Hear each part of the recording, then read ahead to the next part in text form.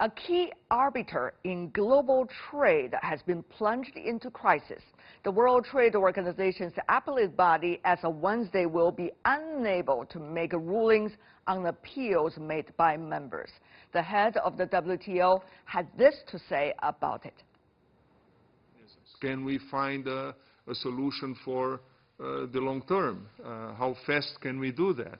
What would that solution be? I mean, there are a number of questions there, but it just simply just doesn't mean that it's over. It simply means that, as far as I can tell, it's going to be different.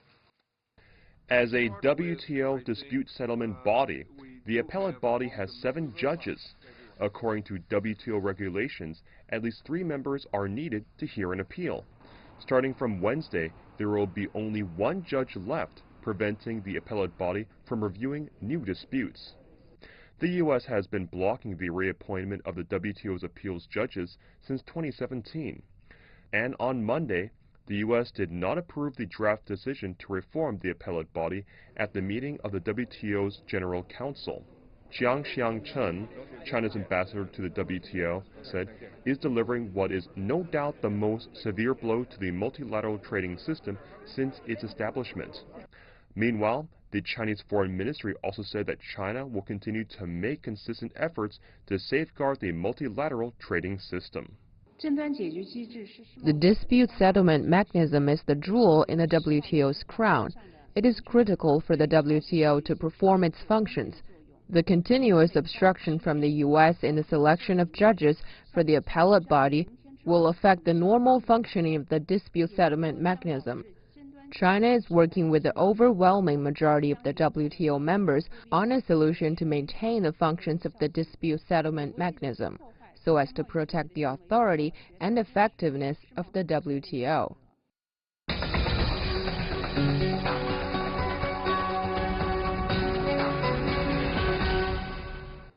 About the future of WTO, earlier I sat down with Pascal Lamy, the former WTO Director-General, to talk about WTO reforms and U.S.-China trade relations. He said the world should not let the U.S. hold the other 75% of the global economy hostage. And maybe one day the WTO reforms need to move on without even the United States. Let's listen in as to what he had to say.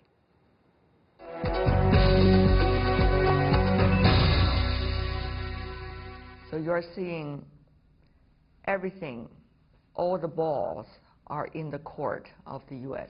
As long as they are willing to kick, there could be something. But if they're not, we are likely to face very different situation. Now, what is that situation? I mean, I'm talking about the latter option. If the U.S. do not want to move, the rest of the WTO membership, maybe not tomorrow, but the day after tomorrow, will have to move without the U.S. You think that can be done? We cannot accept that 25% of the world economy takes 75% of the world economy hostage. This is not admissible. Lots of countries on this planet need a predictable, stable, rules-based trading system. This is a major public good. We cannot accept that this major public good is destroyed unilaterally by the United States of America if this is their intention. Right. Again, at this stage, it is not clear. So we have to brace for 2 possible scenarios. One where the U.S. remain within the tent and accept a deal where they will have to make concessions and others will have to make concessions, or they don't accept this, and then we have to think, at least, of a plan B, which is a WTO which would work without U.S. support. But is there a deadline that people can look at? I mean, if there's a waiting process, the wait can be short, the wait can be long. Since the Second World War, the international system has been established with the United States being one of the most important leaders in the system. Now, the U.S. is reluctant to follow the path it originally chose, and the rest of the world is pondering about, now, what would be the order of the rest of us? The answer to your question is extremely clear. The rest of the world need, at some stage, to create a vision that does not leave the World Trade Organization a hostage in the hands of the United States of America. Can you tell me more about that vision, in your word, quote unquote? What is making of this vision? WTO may be one thing. What about the other factors? Of course, WTO and trade and investment are only one of the major dimensions of a geopolitical, much larger and much longer rivalry between the US and China. We all know that. Trade is one bit of this very complex relationship. The problem being that it's extremely important for many people on this planet because trade is the way you grow your economies. And growing your economies is increasing people's revenues and standard of living. So this is why it is a major issue. Not that the rest does not matter, but for most of the people, if the US succeed in destabilizing and damaging WTO, this will have a huge cost for many people on this planet, which is why this cannot be accepted. I think most countries realize this. They simply sometimes are under US pressure, which is why only big elephants can stabilize the situation. We know the three big elephants in world trade: US, China, Europe. If the three elephants cannot agree, if one of the elephants is trying to damage the system, the two other elephants, i.e. EU and China, need to coalesce in order to stabilize the system. This does not mean that they will not have to move. China will have to move on subsidization of its economy. Europe might have to move on farm subsidies, like US, by the way.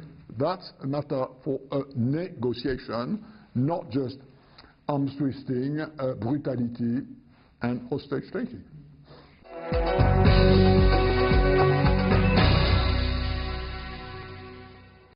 Any hope, first phase, so-called China-US trade deal?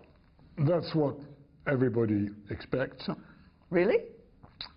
Not least because I think the US president has now understood that trade wars are not that easy to win. So I personally expect some sort of deal. They will call it first phase. I'm not sure there will ever be a second phase. Why not?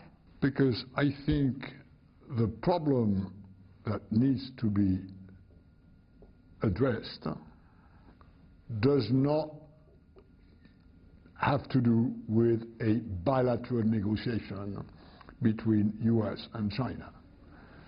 We have a series of problems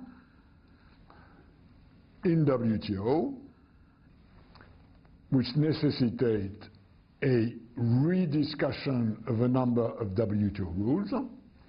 This is not a matter for a bilateral deal. This is a matter for a multilateral deal. What can be addressed bilaterally is a bit of this, a bit of that. Frankly speaking, nothing that is to the right dimension of the problems we have to address: subsidies, digital trade, trade and environment, fishery subsidies. All these are multilateral, not bilateral issues. Well, the first phase, if there were any, before the end of the year, if there is any possibility about that, paved the way for some kinds of cordial atmosphere for the WTO eventually to handle that, let's just say during the ministers' meeting next year. maybe depends on the U.S. willingness to work in the World Trade Organization. What's your reading of the willingness? With EU, with China, with Africa, with Brazil, with India, to reform a number of areas where the WTO rulebook needs reform. Whether the US are ready to do that or not, at this stage is very unclear, as, for instance, shown by their position on the dispute settlement system in the WTO, which they are simply blocking without any clear indication of what do they expect from this hostage-taking. So to you, Mr. Lamy, where is the starting point? It seems like there is so many things entangled with one another. Where is the starting point? Is the starting point likely to work? Depends whether or not this big US-China rivalry can be trade-wise stabilized by the European Union and other countries that have to stand in between US and China. Do you see there is willingness from the other parties that you just mentioned, EU included, to work on this, or they are standing by to see what's likely to be the end result? I think as far as the EU is concerned, we are trying, they are trying to mediate between US and China. The EU strategy is to help with US putting pressure on China and help with China putting pressure on the US. This needs to be done. In any reform of the WTO, EU, China, US will have to make concessions. We all will have to accept that the rules cannot be changed just in one direction or on one issue. This is called a multilateral negotiation.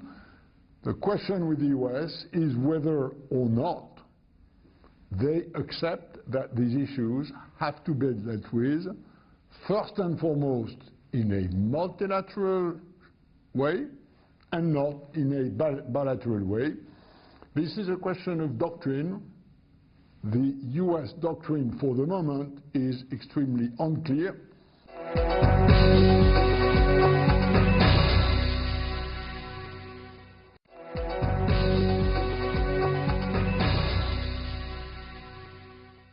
You talk about the so-called three kingdom or three-factor theories recently.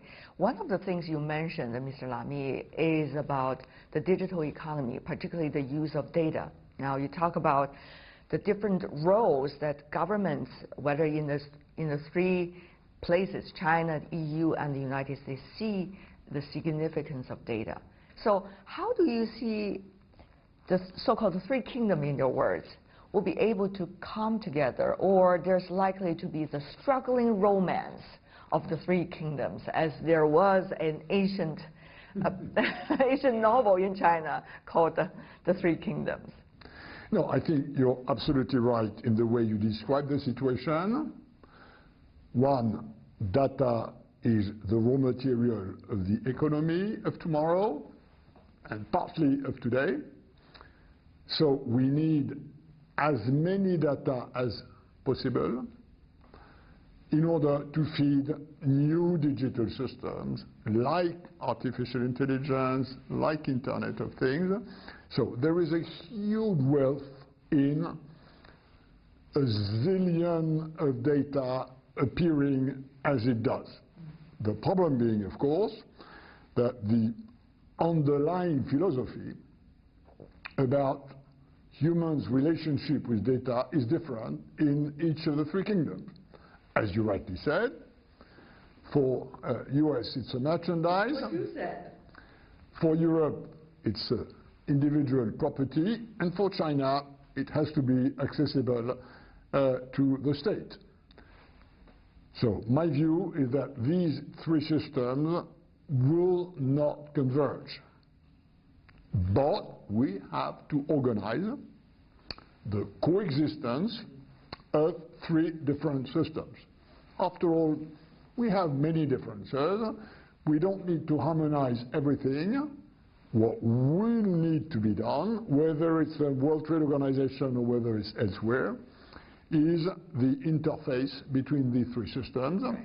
I'm told by technicians, for instance, that blockchain might help connecting systems which remain different in terms of localization, accessibility, privacy of data. Mr. Lamy, you've been working in the international system for long, so you know very well about the debate as to what will be the nature of leadership in this regard. A lot of people talk about governance, for example, in the China case. A lot of people also talk about stakeholders. For example, the World Economic Forum recently has been re-adopting this phrase. And others talk about who will be the important players when you debate about all of these important issues and who will lead the debate. What is the most important factor here, or the things that people can get hold of to begin with? Global governance left in the hands of sovereigns, diplomats, treaties, institutions has obvious limits. We cannot just rely on sovereigns having the monopoly of international relations. We need to involve different stakeholders, civil society organizations, businesses, big academic institutions, major cities, which are not sovereign, into addressing issues having to do with environment, with technology, with social inclusion, with culture. It is what I have called in the past polylateralism as opposed to traditional multilateralism. Of course, states matter, sovereign matters, but they have to be complemented, supplemented by other approach, because the energy you tap in real people, not just officials, is sometimes much bigger, and their level and their capacity to commit, to coalesce, to get things done is much bigger than between traditional sovereigns. You experienced the thrive of technology, for example, the internet, the application of internet, during your term as the Secretary General of the WTO. You also experienced the trade fights among some of the major players at various times of your career with WTO. Is there anything that we can learn from those periods of times? Sure. What are the biggest takeaways that you had since then? The biggest takeaway, in a sense, is very simple. Trade opening works for welfare under some conditions, which are A, leveling the playing field, B, protecting domestic stakeholders who are the losers of trade opening. Trade opening is efficient, it's painful for some, there are winners and losers. The fact that there are many more winners than losers does not change the fact that losers have to be taken care of. So it's relatively simple. At global level, you need to level the playing field as much as you can in reducing obstacles to trade so that people can trade fairly. And domestically, you need the sort of welfare, social security system that allow to retrain, refit people who are victims from an increase of competition among economies. Again, efficient and painful, painful and efficient. This is the basic equation of global market capitalism. Whether we like it or not, this can be done. In some periods, the WTO rules have been moving forward. Some countries, and notably in Europe, have found the right way to address the pain of some social hardship stemming from more competition. It's not always been the case, but the example of the last 30 years show that it is doable. From now until the end of next year, a lot of things could happen, including the ministers' meeting of WTO, including the U.S. election as well. Are we going to see worse before anything can happen?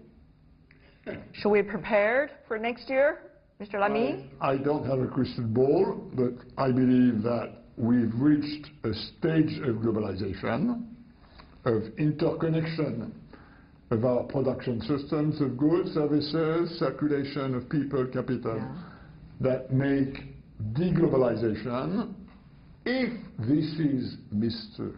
Trump's target, that make deglobalization extremely unlikely.